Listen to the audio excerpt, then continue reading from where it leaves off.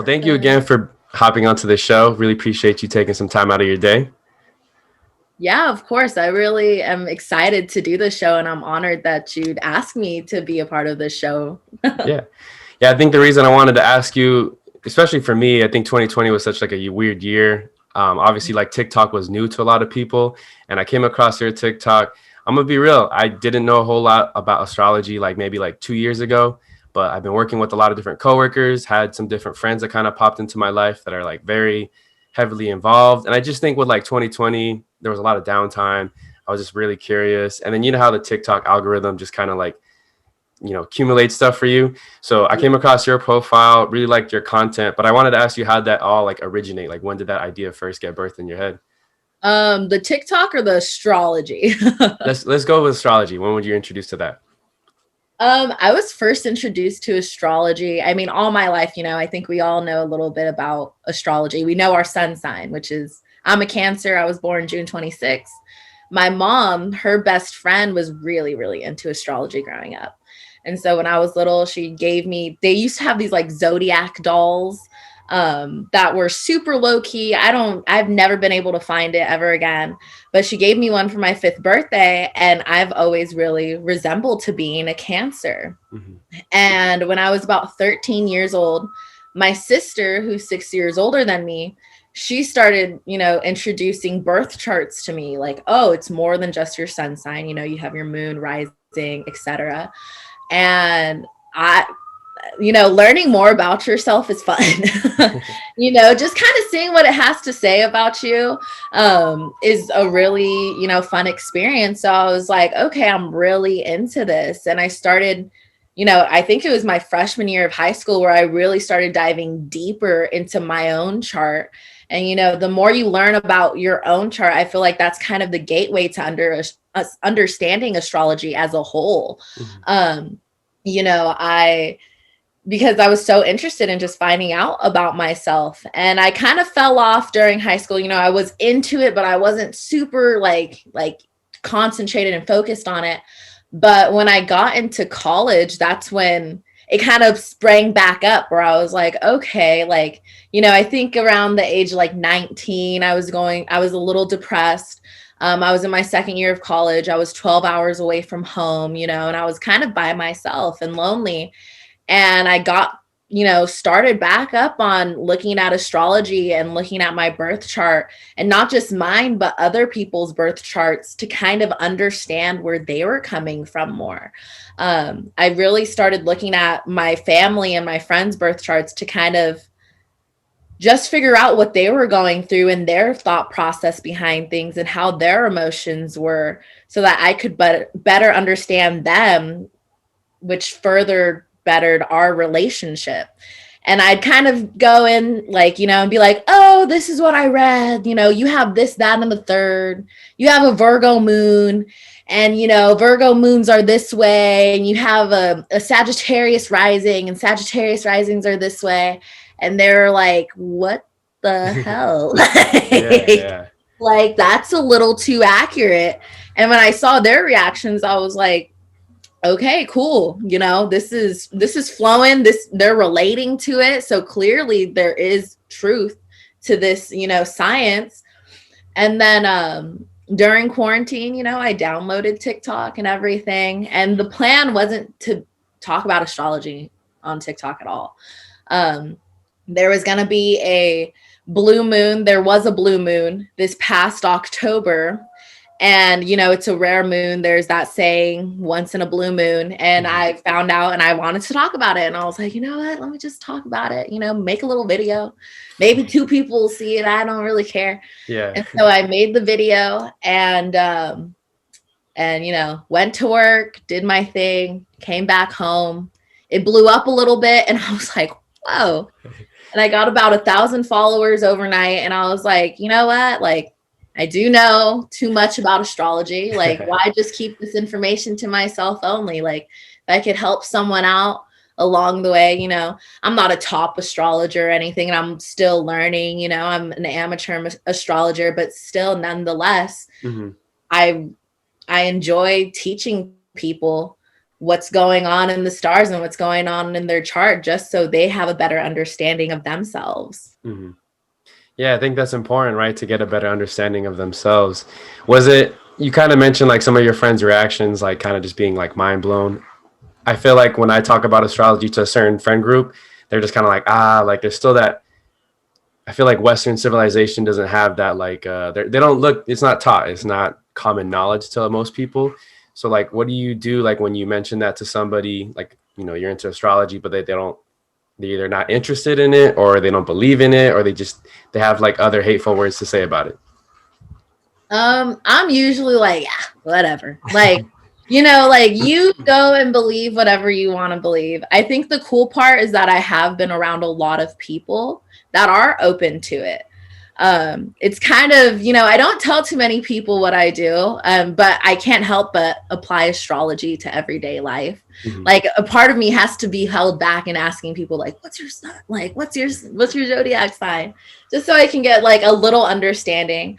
But when people kind of push it off, or they're like, that's fake. Like, nah, that's not real. I'm just like, there's a lot of proof. I mean, I've talked to a lot of people, and without knowing them at all, and, looking at their chart, I've breaking it, so much of it down to them, where at the end of readings, they're like, how do you know me? They're like, I feel like you know me. And it's weird because you're a stranger. I'm like, the proof is in the pudding. Like, people can feel how they want, everyone has their own beliefs and stuff. I think, you got to respect everyone's own approach to life and own personal beliefs. So it's just really like okay, like, it's, go on with your day. You don't have to believe it if you don't want to, Right. If you want to have any knowledge on it or want to understand my understanding of it, then we can talk about that. But other than that, I'll leave people to kind of be on that journey themselves. Like, if they ever want to go on that journey, I'm here to help. But if they don't, there you go. It is what it is. Yeah, it is what it is.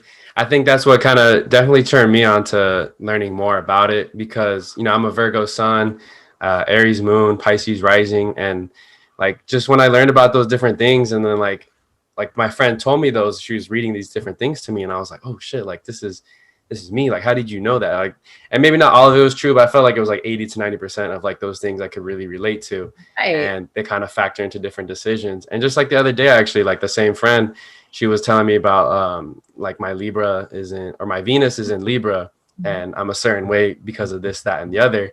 And I was just like, oh my God, like I didn't even, there's more than just like the big three. And I was kind of surprised. I know you had like your Midhaven series recently, and I was kind of like looking up on that too. So it was just kind of like, it's really like eye-opening, I guess you could say, because like I said, it's just not really like common knowledge growing up, at least in my family. I was really never exposed to it at all. And so it's kind of cool to like learn more about yourself and why you do certain things or think a certain way, or you're conflicted in these certain areas, Exactly. And I think that's what's so fun about astrology, is that it's not singular. Like, you're not only a Virgo, like, and that's what people focus on. It's like, oh, well, they say I'm a Capricorn and I'd never related to that. It's like, well, that's probably because you have a Cancer moon, and a Scorpio rising, that you don't relate to Capricorn energy. And, the fun thing about astrology is that it kind of tells you the stuff you don't want to hear. Yeah. It's like, oh, all these positive possibilities, because your chart tells you what you're capable of, what you are capable of inside of you. And astrology is like, okay, there are these positives that you got and everything's cool and we're moving and we're flowing real nice. And then there's these that you need to work on. It's making you more self-aware of how you act, and I know that's kind of what got me into it. It was like, I'm a Cancer sun, a Leo moon, a Taurus rising. I'm a very emotional person. I am very sensitive, but my Taurus rising makes me come off as completely opposite, very calm, very, stable. I remember I had so many professors tell me, like you're very calm. Like you have a very calm, cool, collected energy about yourself. And I was like good because I'm stressed out most of the time, you know? Yeah. It's kind of it, and not just that, but finding out other things where it's like you might you might complain a lot and you might be really dramatic for things that you're not supposed to be dramatic about, not necessarily, invalidating feelings, but it's like, take it, some things you gotta live and let go. Mhm. And it's like, damn, yeah, you're right. Like, it tells you the stuff that you don't necessarily want to hear, but you can't help being like, yeah, like that is true. Mhm. All right. So going back to the TikTok profile and everything, how has, I guess, your life changed since that TikTok page kind of blew up and got a little bit more notoriety? um it's definitely changed quite a bit. I wasn't doing readings to begin with. Like I said, I was only doing readings for my friends and family. And then I had one of my followers ask me if I did readings, and I was like, you know what? Like, I don't. Like, can I do a reading for you? Like, my first professional reading, and kind of go into, your chart. Tell me if it's, tell me if you're vibing with it. Tell me if, what I'm saying makes sense. And then like I told him, like, I'll do it for free, like since this is the first time, like just so I can get a feel of how this should go, how long it should take. And he was like, yeah, definitely. And I said, and just give me a number after that and, what you feel like it was worth. And so I did it for him and he was like, wow, like that, what you're talking about. He was amazing and super appreciative and like just a really nice guy.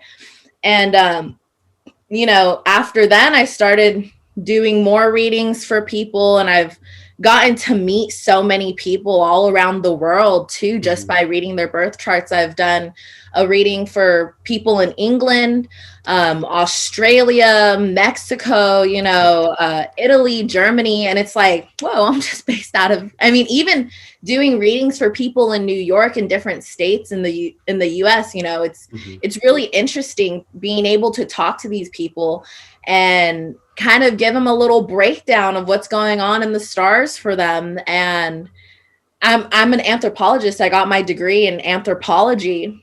And I feel like that's really helped me in this reading process because it's kind of no bias, in anthropology, our key is, you can't be biased about things. It's kind of just take it for what it is, the fact that it is. And having that background knowledge and having that degree and everything has really, I feel like, furthered my appreciation for just people even considering coming to me, and now, it's changed my life for the better, TikTok for sure. And even just being able to have an influence on people is really nice and making sure that I want it to be a positive influence, and making sure that I, promote things that I respect and that, I feel has integrity, So it has definitely changed things for the better for me. And I'm really excited. I feel like it's also helped me with my journalism. I have a journalism minor as well. So I feel like that's even just creating videos and content has helped me push, my journalism aspect. Because I was on the radio for a while when I was in college, right before actually COVID. And I feel like being on the radio helped me kind of find my on-air persona. So making that TikToks and really putting content out on TikTok helped me just kind of be more myself. How do I want to present myself to the people? How do I want people to digest my content as well? Okay. Right on. How did you come to decide to pick those two, the major and the minor in anthropology and journalism? I really love anthropology. And I my emphasis was archaeology and cultural anthropology because I'm really interested in Maya and Aztec culture. and what was going on back then. And it's crazy because they actually used astrology as well. Not our modern day astrology, of course, you know, they didn't have contact with the Greek or the Babylonian, but, you know, my focus is on my ideology, their religion, what was going on. And I did a lot of research on the city of Tikal. And Tikal, you know, they had a bunch of points of hiatus where the city was completely abandoned. And the Maya took note that anytime the city was abandoned, it was after, they call it the Cantu cycle, which is basically, you know, that hiatus period. They noted, and there's documentation of them noting that this happened when Saturn and Jupiter were in retrograde. And, you know, it's odd because they didn't have that contact with the Greek, with the Babylonians. They were just making their own observations. And it's funny because in our modern day astrology, Jupiter is the planet of abundance. Jupiter is the planet of culture, of travel, of expansion of knowledge. And Saturn is the planet of discipline. And when Saturn's in retrograde, it basically means that there's a shift in power, that there's kind of this newfound freedom, that the power and control is shifting. And Jupiter being in retrograde, that basically means that, you know, like I mentioned, it's the planet of knowledge, of expansion. You know, they're kind of expanding their horizons when Jupiter's in retrograde. So it's interesting to take that into account, where it's like, whoa, these people had no contact with anyone else, you know, besides themselves and the Yucatan area. And they're seeing the same observations, you know, just noting like, okay, like Cantu cycle starting, Saturn and Jupiter are in retrograde. You know, people make fun of retrogrades, but there is an influence that retrogrades have. And, you know, I'm going back to your question, anthropology is just really called to me because I am so into the Maya and Aztec culture. And I didn't realize how scientific archaeology was. And I'm not really, I mean, I'm into astrology, but I'm not really into biology or science like that. You know, labs aren't my favorite thing in the world. I really like writing. And, you know, I enjoyed the narrative that you could find with the little bit of evidence that we did have. And so I was like, okay, you know, let me try journalism. I really liked journalism because it gave me the access to write. It gave me the access to, you know, talk to people and understand them. And I mean, like I said, my emphasis in anthropology was archaeology and cultural anthropology. And cultural anthropology is really focused on, you know, subgenres, groups, kind of, again, seeing things without any bias and kind of just taking it for what it is. So I feel like a lot of anthropology and journalism actually commingled together and worked nicely. And I was like, whoa, these two I'm digging and I can vibe with. Okay, right on. Going back to your conversation too about the Mayans and Aztecs, I think it's cool too, because as I've learned as well about the history of those tribes and those people, they were very smart. I think a lot of times in Western civilization, whether it's movies or TV shows, they get painted as kind of like, oh, like there were these savages. Even regular natives here too that were here in the United States and in different regions, they were, you know, doing different math problems. They were doing very like calculated science. They're looking at the stars. They were doing all these kind of things before like regular technology that we have now, we have access to. And I just think it's like, it's a shame that sometimes they get portrayed in a certain light. Even in different, like the Egyptians were very into the astrology and everything as well. So I think it's cool how, like, as you learn different history, because I took different history classes in colleges as electives. I was a big history junkie. Right. And just learning about these different like civilizations back in the day, they didn't always, you know, I went through public education, K through 12. So I felt like they kind of shorted you out on a lot of that extra stuff. And it was mostly about like, oh yeah, Christopher Columbus, the industrialization era and that kind of stuff, you know? And, you know, over here was all this other great history that they didn't really put us onto, and they just painted it as a certain way, you know? Exactly. That's where my love for, you know, when I first took I believe the first class I took was warfare, Maya warfare, you know, which was really intense, but really beautiful because like you said, I was in private school from K through sixth grade, but even then we don't talk about, any other ancient civilization, especially, marginalized groups, especially, Latin America, which is crazy because we're right. We're on the same continent. Like how, I never was really into US history or anything like that, but I knew I was into history because I loved museums. I loved artifacts, which was funny that I got into archaeology after, loving museums. But I mean, they do portray them in such a negative light where it's just like you said, they're savages, they did these sacrifices that were so horrible. And, in modern context, yes, those sacrifices were, the things that they did, it's like, oh my gosh, why would you do that? Mm-hmm. But it's all about context and the reasons for why they did that and understanding, again, not having those biases of, oh my gosh, well, we'd never do that in the United States. Yeah, because we're not them, because we weren't believing what they were believing, but they had this belief system and they were intelligent people. My biggest thing with ancient civilizations is that we'll never truly know because it did happen in the past. We could come up with theories and have evidence to back up theories, but in reality, we're never going to know.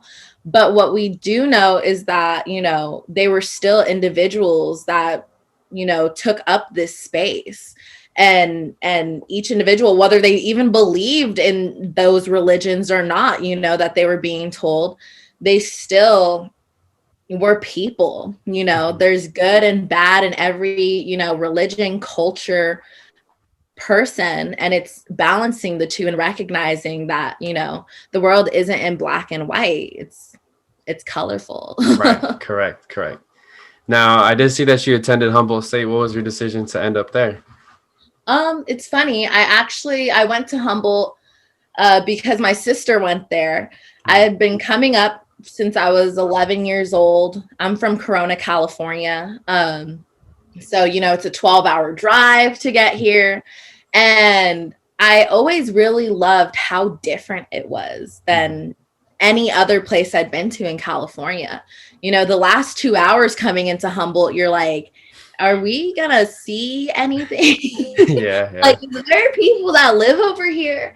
And when you finally make it in, you're surrounded by these gorgeous redwoods. You're surrounded by nature. That's literally all there is to do here. Like, there is no nightlife. Like, even being in college, it was like there's no nightlife here. We have our parties and stuff and do what we need to.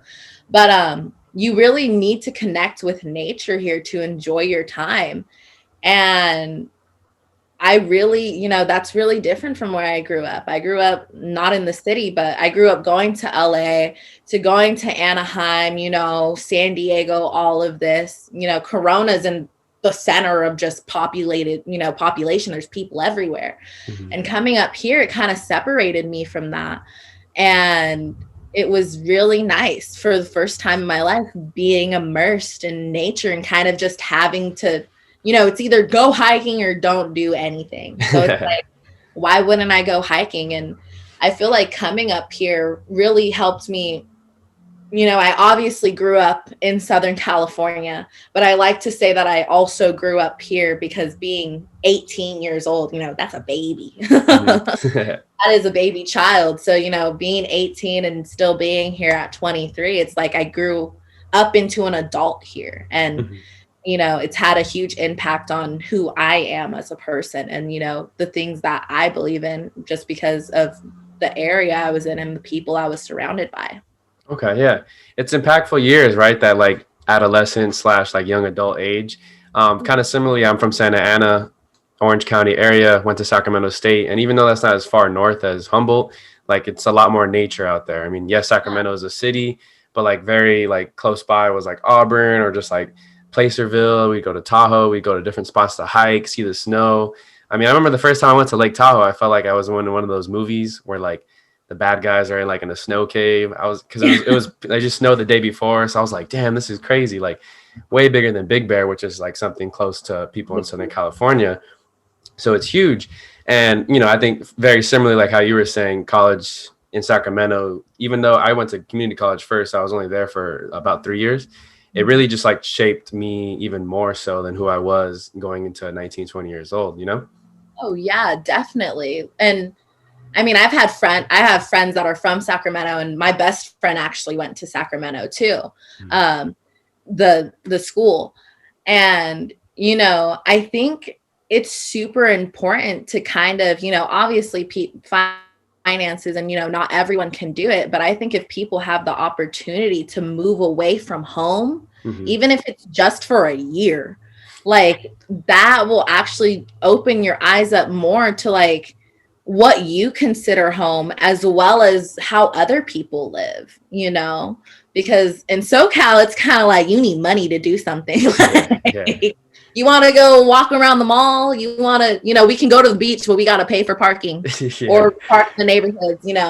It's getting out of your hometown and being able to kind of go and explore the world and see how other people live and try and understand other people's perspectives on things is something that I think everyone should take advantage of at least one time. And if you don't like it and you want to go home, Yeah. that's perfectly okay too. But like, definitely, I think everyone should push themselves to at least move away one time. And if you love it that one time, even if you don't like the place that you went to, Mm-hmm.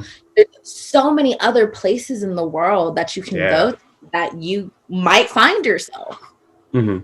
Yeah, I think it's crazy too. Like speaking, I think NorCal as a whole, I feel like it's just a slower pace of life. I think Oh, Southern California, it's like fast, fast, fast, go, go, go, like on to the next thing. You're trying to cram like 12 different things in one day.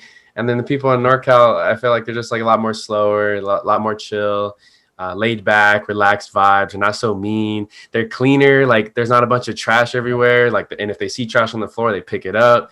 So it's kind of crazy to actually, even though it's the same state, it's only like a 6.5 hour drive from Orange County to Sacramento, but like still like the differences were like unsurmountable. oh yeah, it's you recognize it off the top. Like I just came back from being home. I was down at home for a month, catching up with my family and everything. And coming back up here, I went to this little baseball games that we have. And, me and my friend sat down and everything. Everyone around us were talking, to everybody, one part like, oh, what's going on over here? Oh, you're going to get a beer. Can you get me a beer? Like, blah, blah, like, just a wholesome good time. And it's like, wow, you're not ignoring, like, we're all not just minding our business. We're like just having this little moment as this little group on this bleacher. Like, this is cute, Yeah. um yeah, it's definitely a difference. But even like going back home, I can't help but love Southern California. Like, going back home just made me smile, being around, not the same people I was around my whole life, but that same energy. Every Mm-hmm. single different area has a different energy about it. Mm-hmm.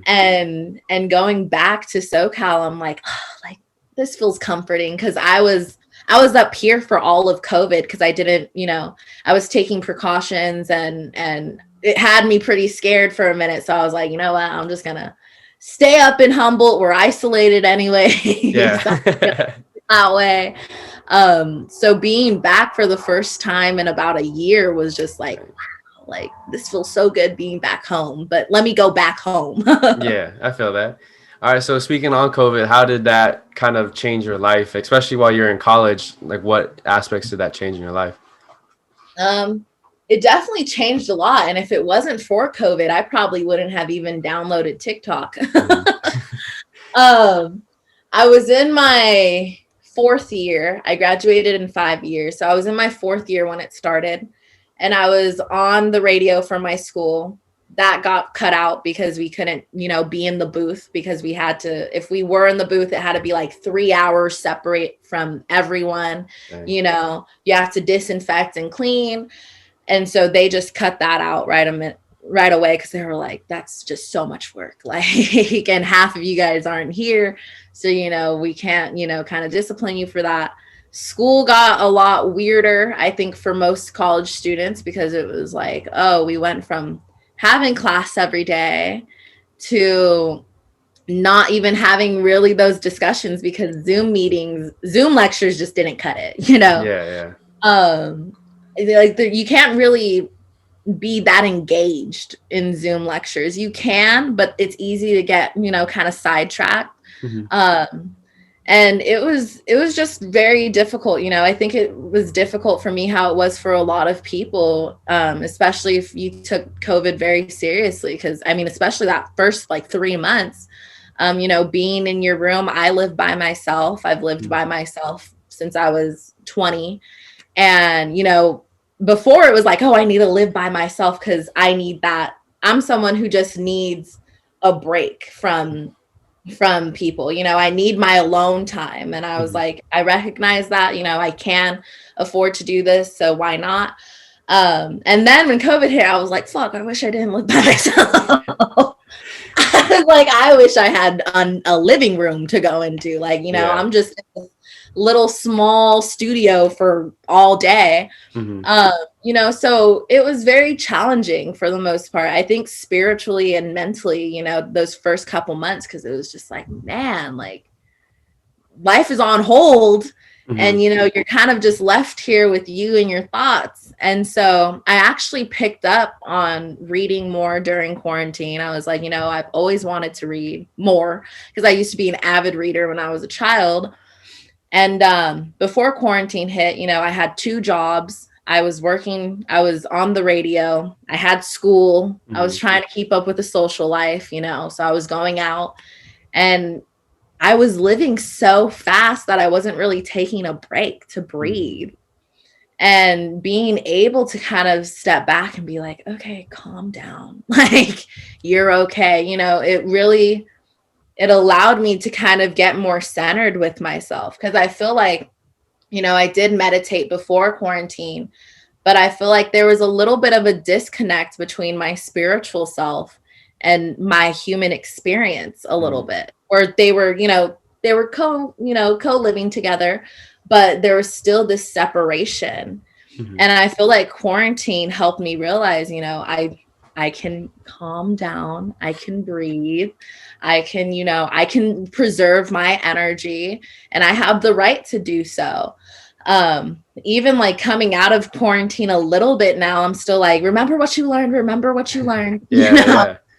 yeah. Because it's easy to, you know, when you're on this journey, it's not linear. It's not just like, oh, we're going up, you know, there's loops and there's valleys and everything.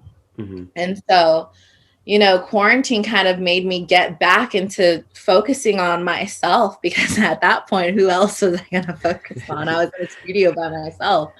And so I picked up, I started reading more astrology books as well.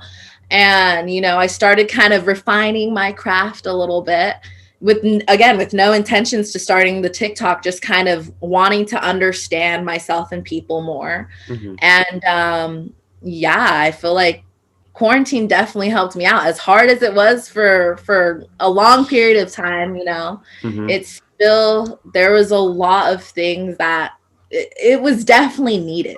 I feel like it felt like summer vacation, like a weird summer vacation for Yeah, a little bit, right? I like yeah. asking that question to a lot of my guests because I feel like it was this self-reflective time for a lot of people because there was just so much like downtime, and after a while, like, you know, the hobbies were that you had beforehand were not cutting it and you had to expand yourself or whatnot. Something like not completely related, but like I would do yoga like every now and then before COVID, before the lockdown. And then like once like it hit, I was just kind of like in my house a lot. I wasn't working for a long time. I was just like, all right, I'm gonna do yoga now. And like now that I coach football and I go through stretches, it's funny. Like the kids would be like, how did you get so like flexible? And I'm just like COVID, like I just started stretching more, and like now I'm like I can almost touch my head to the ground when I touch my toes and stuff. So that, you know, it's like little things like that where whether it's reading or whatever, it's different to obviously each person. But I feel like it was this cool time period in the sense of like self-reflection, working on yourself, kind of prioritizing what's really important to you. I was also in a similar way that I would say yes to a lot of things. I wouldn't really like say no, and now I'm learning to say like no is a complete sentence, you know. And that's something that even as things like you said kind of return back to almost normal or whatever, they're starting to open back up. Like I guess, like I still like kind of remind myself like, oh, don't be afraid to say no. Like don't be afraid to say no, because I'm just so like eager to say yes, yes, yes, like I used to, you know? Right. And, it was this time for self-reflection for everyone. And just remembering, like you said, I liked how you said no is a complete sentence. Like, I don't need a but. Maybe I can try and squeeze in and come a little later, because Yeah. we all have FOMO a little bit, we all fear missing out on something like, oh, what if something amazing happens and Right. I'm not to witness it? Like, but what if you just take a break? Like, Yeah. do you really want to do that? Or are you just nervous something amazing is going to happen and you're not going to be there? Is that a reason to do something if you're not fully in it, Right. Exactly. So going back to this year now and present day, what are some goals that you have for the rest of the year 2021, whether it's with your TikTok or just personal as well? I definitely want to, I'm going to do more videos on my TikToks. I feel like that's inevitable at this point. I'm going to further that because I do really enjoy just having, putting out that content and having people in the comments even being like, oh my God, this resonated so much. Or someone being like, nope, not at all. Like, I'm like, oh, but look at the house that it's in, or look at this or these other factors that could be playing a part on why you don't, relate to this. Because I think people, now TikTok has the 3-minute feature, which is awesome, but still you can't get through a whole placement in just 3 minutes. Like you can go on for years about it. So I'm definitely going to keep making content. I definitely want to apply my anthropology and journalism work and, do what I got my degree for. So me and a couple of my friends are planning on creating a YouTube channel for anthropology. As a whole, we're going to have all of the different fields in it. We're going to have biological anthropology, archaeology, cultural anthropology, and linguistics involved. And, just still working on myself, that's all you can really do in life is work on yourself consistently. That's the one consistent you can have, again, even if you're in the down phases for a little bit, you're still bringing yourself back up and you're constantly working on yourself. And again, being aware of how you're working on yourself and why you're working on yourself is the key. So, just continuing to do that. Okay, awesome. Let me know when that YouTube channel drops and I'll be sure to include it in the bio for the show and everything, okay? Thank you. Yeah, of course. I appreciate that. Yeah. Before we wrap things up, I do like to ask these more introspective questions to help the audience to get to know you a little bit better. So the first question I want to ask you is, what kind of toppings would you like on a pizza? I'm so basic. I love pepperoni, but I am also a pepperoni and mushroom person. Okay. I love mushrooms. I was trying to be vegan for a second. And I appreciate vegans. I try and lower my consumption of meat a lot. Any little bit helps. But our early human ancestors ate meat. So I feel like ancestrally it's in our blood, and if you take the time out of your day to not eat meat, right on, 100%, I'm with that and I support you with that. And I wish I could do that, but that little tang, that little taste for meat is there in me. I've been doing this thing where one day of the week I try and stick to like a vegetarian diet, and another day of the week I try and go completely like vegan for that day. But same with you. Like carne asada is too good. Like I can't just give it up entirely, And I think making those little efforts where it's like one day, that's enough. That is trying, and you find good vegan recipes everywhere. So it's like, I'm still eating good. I'm still liking what I'm eating. I'm just going to go back to bacon tomorrow. Exactly. All right. Next question. If you were stranded on an island, but food and water provided, what are 3 things you'd like to bring to pass the time? 3 things. That's a tricky one. And you could package things together. So like, let's say if like you wanted to bring a soccer ball and like a net, like you can make that one. Okay. I'd probably bring a volleyball to kind of pass the time away. I used to be a volleyball player, so volleyball for sure. I'd probably bring a notebook and a pen so that Okay. I could write out what's going on, or what's in my head. And I'd probably bring a book. And the book is a hard decision on what book I'd bring because I'd have to read it for however long I'm on the island. Yeah. So I guess I'd take my time with it. But I mean, I'm reading this really good book right now that's called Entangled Life, and it's about mushrooms and Okay. kind of how psilocybin has helped us as, human beings, and how fungi just kind of created our world, like literally and figuratively. Mm-hmm. So probably this book because, it's pretty long, pretty small letters, and I think I could write down some good notes and pass the time a little bit. Okay, right on. Next question. If you could be reincarnated to any animal, what would it be? Ooh, I'd definitely be a tiger Okay. because tigers are the only cats that love water. And I love the water so much, but I think it'd be super cool to be this just fierce, predator a little bit. Not predator in a scary way, but, kind of tigers have this, power and this dominance that you can't really ignore. So, being able to do that and still swim in water would be really nice. All right, cool. 2 more questions. Next question is, if you could talk to any person or multiple people in history, dead or alive, who would you want to speak with the most? Ooh, that's good. That's really good. I'd probably I'd probably go back to like Maya and Aztec culture. Okay. Any people that lived through that time frame, even their astrologers, they don't know who is writing their astronomy at all. But if I could just be like, hey, y'all notice that? Because that's crazy. Like, let's have a conversation about that. Yeah. I think it'd be really cool. And also just getting a for sure on how they lived would be beautiful. That would be an amazing experience that I know probably isn't possible, but nonetheless would be amazing. Yeah, fingers crossed. Maybe we get like some sort of time machine before we die. Exactly. I'm like, send me. I'll be the experiment. All right, last question. If you could give any advice to your younger self, what would it be? You're doing great. Everything's gonna be fine. I think I was really stressed as a young person, and kind of, what am I going to grow up to be? What am I going to grow up to do? And it's just kind of like, if you are happy with who you are, you're okay. We are just these souls experiencing a human experience. It is nice to be successful and to, have these career goals and everything. But at the end of the day, you need to be tickled and pleased with yourself, because a good job and career, if you're miserable, means nothing. You need to work on yourself, and everything in the end is going to be okay because you're doing great.